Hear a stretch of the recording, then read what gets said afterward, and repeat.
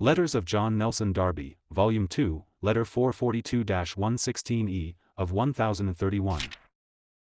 p. 191, W. G. Henny, my dear brother, I write to reply to your question at the close of your letter, though most thankful to get your account of the work. The only difficulty with me is the question, whether the law of Canada does not require a formal divorce in these cases. If it does not, I should just leave the matter where it is.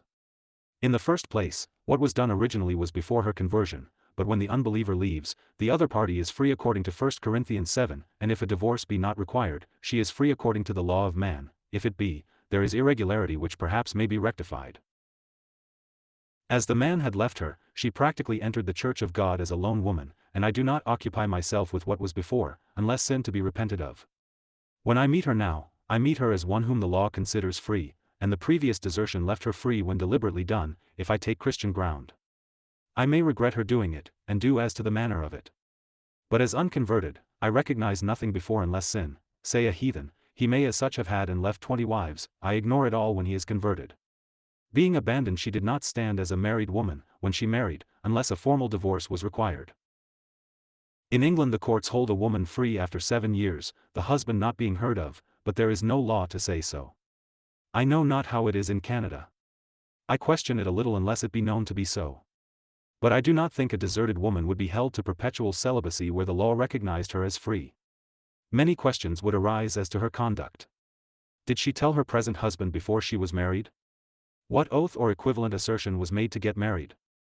I suppose there is some as in civil marriage, and publishing bans. Did she say there was no impediment when, if a formal divorce was required, there was? A person in London was kept out on this ground. He had sworn or solemnly declared there was no obstacle as they went, and it was his wife's sister, not allowed in England. But if a formal divorce is not required by law, but the woman held free ipso facto after 7 years, I should say she stood a free woman, though I may regret her path, and inquire, as I have said, as to the circumstances. If taken on profession as a Christian, she was free according to 1 Corinthians, if looked at as merely of the world, she had no husband. It was all before conversion. And legally, if divorce not required, she was free when she married, only I should look to where her conscience was in doing it. The passage in Romans 7 verses 2-3, does not exactly apply. The word married is not in the Greek at all.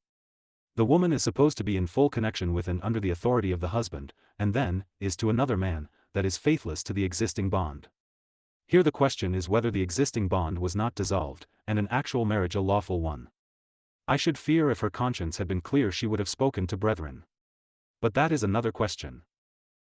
Things are in too moving and uncertain a state to say much of Chicago. I have plenty to hear. The brethren are getting on very happily, and several have been added.